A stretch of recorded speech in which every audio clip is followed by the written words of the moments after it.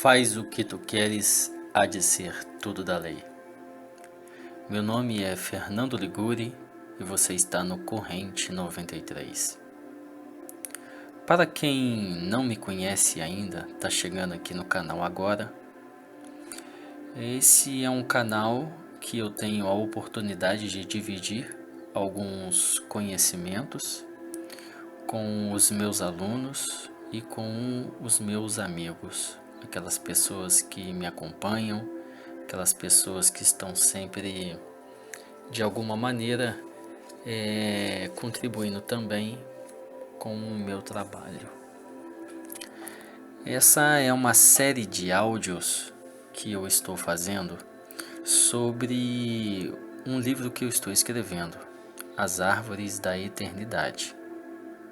O tema central do livro é o contato com os habitantes da Zona Malva, uma área da Zona Malva que são os túneis de Sete, através da corrente ofidiana, mais especificamente através da magia sexual. Antes de começar a dividir aqui o tema que eu vim trazer para vocês hoje, eu queria só fazer um esclarecimento. Toda essa teoria sobre o lado noturno que está sendo desenvolvida nesse livro, ela é baseada exclusivamente nas obras e nos pontos de vista de Kenneth Grant. Atualmente existem inúmeras tradições que estão trabalhando com o lado noturno. Cada uma dessas tradições tem produzido algum material, algum conteúdo sobre isso. No entanto, essa é uma área onde tudo é muito experimental ainda. Então, existem interpretações distintas sobre o que é e o que não é o lado noturno, o reino das Qliphoth. Nesse primeiro capítulo desse livro, eu venho tentando demonstrar, não só, e é só no primeiro capítulo desse livro que eu faço isso, eu venho tentando demonstrar não somente o ponto de vista de Kenneth Grant sobre o abismo, mas também mostrar alguns outros pontos de vista que estão sendo muito estudados nos dias de hoje por adeptos draconianos, tifonianos.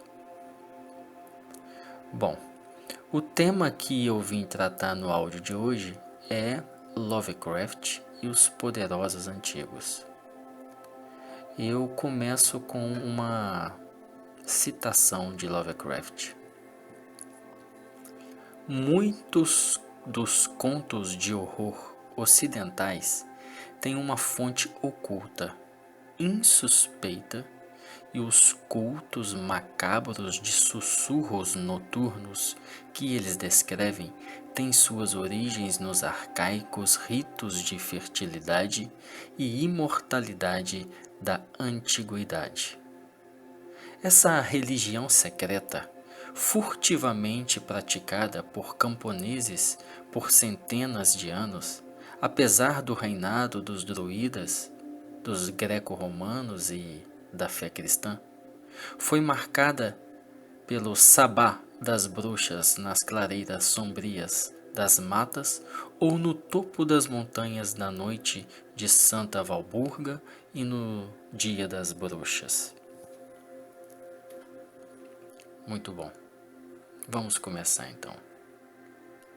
Religiões, tradições e filosofias de todas as eras personificam forças poderosas. A tradição védica, cerca de 1200 anos antes de Cristo, é um exemplo. Seus mestres arcaicos, imbuídos do poder extasiante e visionário de uma poderosa bebida chamada soma, deificavam qualquer fenômeno, entidade ou experiência.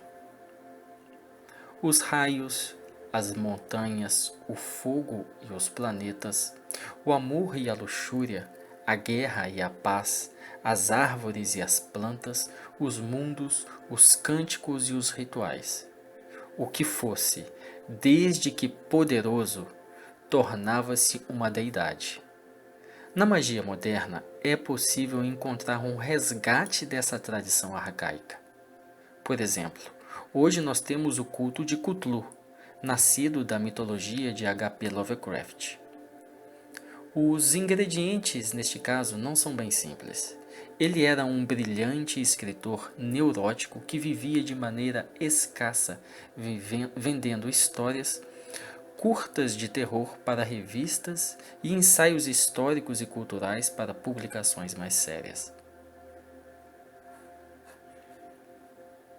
Lovecraft era um homem tímido que tinha medo de mulheres, estrangeiros e tudo o que era ameaçador ao seu pequeno mundo estreito e dado a pesadelos extremos de grandeza.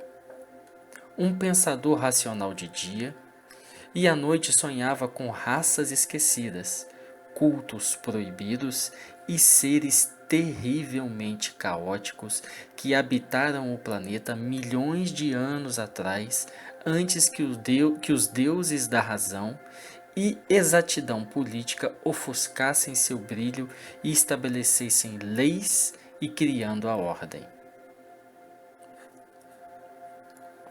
O resultado de seus sonhos foi brilhantemente relatado em seus ensaios e contos de terror. Embora passasse de desapercebido diante dos olhos das mulheres, ele possuía uma mente capaz de evocar um pavor sobrenatural, não apenas em histórias curtas, mas em poemas macabros, bizarros e sinistros. Os poderosos antigos retratados nos contos de Lovecraft são deidades arcaicas que não se relacionam ou compartilham traços comuns com qualquer mitologia que conhecemos e foram protagonistas de contos que apavoraram centenas de leitores ao redor do globo. Essas deidades têm sido alimentadas pela vibrante energia do medo e do pavor, tornando-se assim reservatórios de conceitos que de longe excedem o terror provocado pelos zumbis nos filmes da atualidade. De fato, eles estão mais vivos hoje nas mentes de muitos magistas. Um dos ocultistas que reconheceu isso foi Kenneth Grant. Tratou-se de um insight brilhante e pioneiro. Um sistema mitológico novo transbordando de energia passional e senciente que pode ser tão ou mais poderoso que os deuses mais conhecidos pelos homens. Em um fato para muitos magistas que trabalham de forma para muitos magistas que trabalham de forma independente, com a corrente de pensamento exposta nesse ensaio, que a revivificação de um culto ou entidade arcaica e esquecida pode levar muito tempo reanimando, alimentando e ajustando todo o processo antes que ele efetivamente se manifeste. No entanto, se você cria um novo sistema ou entidade, alimentando-o com uma quantidade certa de atenção e emoção, uma nova classe de seres ou forma começa a se manifestar. Nesse processo, a distinção entre uma deidade fictícia retirada dos contos de terror ou uma entidade genuína de algum extrato mitológico da humanidade é irrelevante. Qualquer entidade, Deus ou demônio, foi criada em alguma fase escatológica do pensamento humano. Agripa, autor de um dos mais celebrados livros de ocultismo, o Três Livros de Filosofia Oculta, defende a ideia de que a matéria astral protoplasmática que Eliphas Levi chamou de luz astral é inteligente e animada. Portanto, seja lá a forma criada ou projetada na luz astral, com a quantidade certa de energia da vontade e imaginação, logo será criada nos planos sutis de existência. E na medida em que essa nova forma toma substancialidade, ela pode ser acessada por outros magistas. Trata-se de um processo que tem sido executado através das eras por toda a humanidade. Deuses são transferidos de uma cultura a outra com um novo nome e uma nova classe de adoradores, novos atributos e uma reclassificação no sistema ou panteão que agora o incorpora. Os deuses do passado estão sempre mudando de nome e imagem de acordo com seus devotos. O mesmo acontece com os deuses modernos. A deusa tríplice da Wicca tornou-se uma deidade célebre no ocultismo moderno porque ela supre as demandas de ocultistas e místicos de nossa era de Aquário. Embora seu arquétipo tenha sido invocado pelas tradições pagãs do passado em suas formas arcaicas, bruxas, magos e sensitivos de hoje têm adorado na sociedade moderna porque os mitos tecidos ao seu redor evoluíram, acompanharam e atendem às necessidades do homem contemporâneo. Da mesma maneira, os poderosos antigos da mitologia de Lovecraft se ajustam a místicos e magos da era de Aquário, assim como físicos e psicólogos, pois eles estão mais próximos do conteúdo arquetípico bruto da humanidade do que as deidades personificadas no lado diurno da árvore da vida. São adumbrações nucleares de dimensões translineares e suas abstratas manifestações estão muito distantes do comportamento trivial da mente humana e a solidificação de seus construtos mentais. Dessa maneira, são entidades ou criaturas espirituais muito antigas, mas que podem ser canalizadas e controladas por adeptos treinados. A experiência místico-mágica com estas forças, além dos ciclos do tempo, catapultam a consciência humana a fases primitivas e escatológicas quando o homem ainda caminhava entre as bestas e não havia desenvolvido faculdades mentais que o levassem além dos instintos. Um tempo onde não existiam leis, normas, convenções, códigos de ética ou o próprio ego como concebemos hoje. Os poderosos antigos reinavam em um tempo onde o mundo não havia sido moldado pela razão. Por essa razão, sua manifestação na onda de vida humana tem levado indivíduos à loucura, da loucura ao frenesi desmedido e de seus impulsos à lascívia interior. No entanto, por mais curioso que isso possa parecer, existem adeptos, artistas e pessoas sensíveis capazes de aparelhar essas forças e extrair delas potencial criativo. Este padrão mitológico não se trata de algo novo. Os deuses gregos já lutavam com os deuses antigos do caos, titãs e monstros que ameaçavam a estrutura e o estabelecimento da ordem. Os deuses nórdicos, da mesma maneira, lutaram com uma raça de deuses mais antigos, gigantes poderosos, de comportamento catastrófico e profunda sabedoria sobrenatural. Lovecraft apresenta em sua obra um padrão mitológico similar. Os mitos de Cthulhu criados por ele esbarram ou perfuram em algo genuinamente muito antigo, proporcionando um influxo de forças poderosas na onda de vida humana em níveis tangíveis de realidade consciente que somente são acessadas por magistas modernos que operam com a magia sombria do lado noturno. É possível acessar os poderosos antigos quando a mente transcende os limites do ego e é projetada no lado noturno ou sombrio da árvore da vida. Lovecraft de alguma maneira desconhecida por ele, acessou essa corrente de força dos poderosos antigos e canalizou, através de sua obra, os insights e lampejos que recebeu do lado noturno. Quando comparamos a visão que ele teve com a experiência de outros magistas, artistas e sensitivos que têm acessado o lado noturno, notamos o quão fantásticas e incrivelmente visionárias são essas experiências. Nenhuma das leis que projetamos na frente da árvore da vida, o lado diurno, se aplicam às costas da árvore, o lado noturno, e o construto cotidiano da mente, a reflexão objetiva, torna-se apenas um peso morto nas incursões no lado noturno. Os magistas intrépidos que têm mantido contato com as forças transmitidas pelos poderosos antigos têm transformado medo e repulsa em êxtase e deleite. Este caminho, portanto, é para poucos. Raros são aqueles que podem administrar com impunidade a corrente mágica que jorra do lado noturno.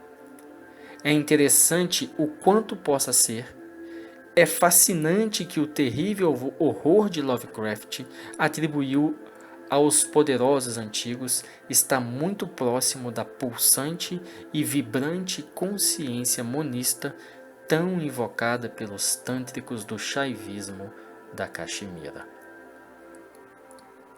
Lovecraft parece ter sido o único autor de horror que conseguiu ter acesso pleno à corrente mágica senciente transmitida pelos poderosos antigos. Mas outros autores de horror parecem ter esbarrado nessa corrente mágica. Como veremos mais adiante nesse capítulo, Grant coloca a ênfase que a mente dualista aprisionada no estado de vigília é incapaz de acessar a corrente 555 dos poderosos antigos. Os poderosos antigos, segundo Grant, agora palavras de Grant, expressam consciência una na pluralidade das formas e atributos. Neste sentido, eles são unidade máxima. Somente a consciência livre para ser o que ela é, além dos estados de sono sem sonho, pode acessar o conteúdo da zona malva. Artistas, autores e pessoas sensíveis conseguem ter lampejos do lado noturno, uns mais, outros menos. Austin Osman Spare desenvolveu seu sistema de feitiçaria sigilizada através da corrente ofidiana para acessar, do estado de vigília, o lado noturno e convocar seus habitantes. Kenneth Grant desenvolveu um sistema de controle onírico através da magia sexual para acessar, assim como Spare, o lado noturno a partir da consciência de vigília. Esse assunto é tratado com mais detalhes abaixo. É possível encontrar na obra de autores e artistas vislumbres do lado noturno. Michael Bertiux produziu recentemente um grimório vodutrônico com pinturas e notas chamado Ontological Graffiti, compreendendo 40 anos de trabalho. Através da obra, pelo menos aos magistas sensíveis às adumbrações da zona malva, é possível sentir a transmissão pela leitura de visualização ativa, um método desenvolvido pela loja Shaitan Aivaz para acessar em estado de sonho o conteúdo ou a corrente mágica que o livro transmite dos poderosos antigos. O livro é altamente recomendado aos adeptos dracotifonianos. Kenneth Grant diz: é fácil traçar sua linhagem até a fonte una. Independente da ordem elemental, atribuições e, como uma densa e vasta sombra lançada sobre o céu, ela aparece para nós como uma tentativa de traçar a miríade de pensamentos até o ser um, que perpetuamente cria toda essa fantasmagoria da terra, mar, céu e o ser humano, incluindo esse que nós imaginamos ser. Assim, Cthulhu é esse horrível e medonho monstro ego. Quando ele for desperto, isto é, desmascarado, será dissolvido como a névoa no brilho reluzente da consciência pura. Penso que é um erro considerar o ego como uma entidade, uma vez que ele é apenas uma identificação equivocada do complexo corpo-mente com o eu, que é não. Os sábios chineses resumiram a situação sucintamente. O ser do verdadeiro ser é não ser. Todos os nossos problemas nascem do equívoco de identidade. Não há outros. Eles são fantasmais como o próprio ego. Com a dissolução do conceito de eu, o verdadeiro eu é descoberto. O conceito de ego é dissolvido pela inquirição sistemática da aparência à fonte. Mais do que isso, é só verborréia, pois a fonte do tema é o nômeno, onde o ego, deuses e deusas e outros, etc., são meros fenômenos, produtos oníricos de Maia, um show mágico. Na citação que abre a sessão, Lovecraft diz que os cultos macabros de sussurros noturnos celebram uma religião secreta que encontra suas raízes nos cultos de fertilidade do passado, do qual o Sabá das Bruxas medieval tratou-se de um eco pálido. Eu escolhi essa passagem porque demonstra fielmente o acesso, mesmo que inconsciente, de Lovecraft à corrente ofidiana que alimentava esses cultos, além de ser o tema central das trilogias tifonianas, cultos de fertilidade, em outras palavras, magia sexual.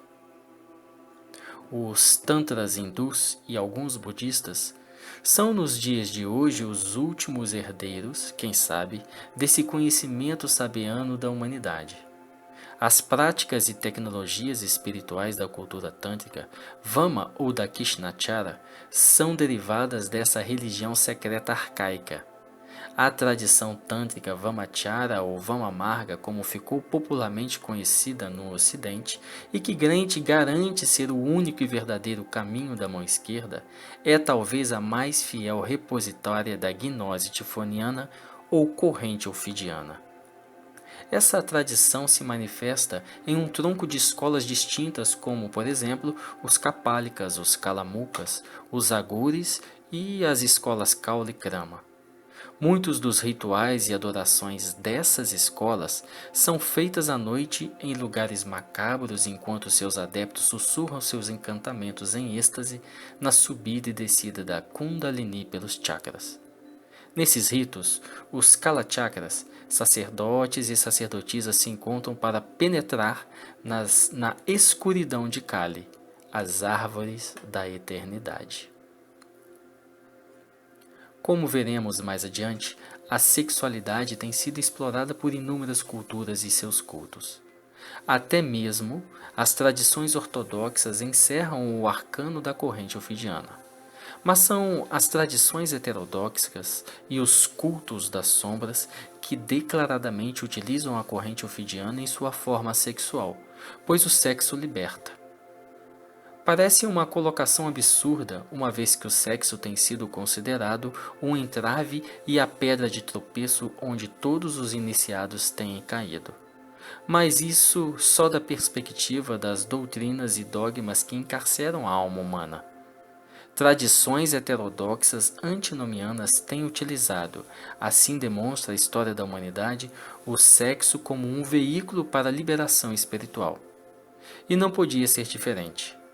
Aleister Crowley alegava que o arcano secreto da magia sexual, aquele que confere o segredo da magia, dotando seu possuidor de poder taumaturgo, é de conhecimento de toda a humanidade. Mas somente adeptos são capazes de reconhecer e manipular a corrente ofidiana. A sexualidade é o traço mais característico da condição humana. Ela está presente nas esculturas e pinturas de artistas, bem como na poesia e na literatura de vários autores. O poder está à disposição de qualquer um, mas somente iniciados têm a capacidade de adestrar e projetar esse poder. Lovecraft não reconhecia nenhum culto como um genuíno representante das ideias religiosas sombrias que ele transmitia através de seus contos. Ele estava à procura do mais antigo culto praticado no planeta, um culto que fosse mais antigo que qualquer religião rastreada pela história, uma tradição mais antiga que o Egito pré-dinástico e os deuses da Suméria. Este seria o culto Ur, a religião original cujas origens estão nas estrelas e não sobre a Terra. Muito bem, meus amigos, essa foi a primeira parte do áudio sobre Lovecraft e os poderosos antigos. Eu continuo amanhã no próximo áudio. Amor é a lei, amor sob vontade.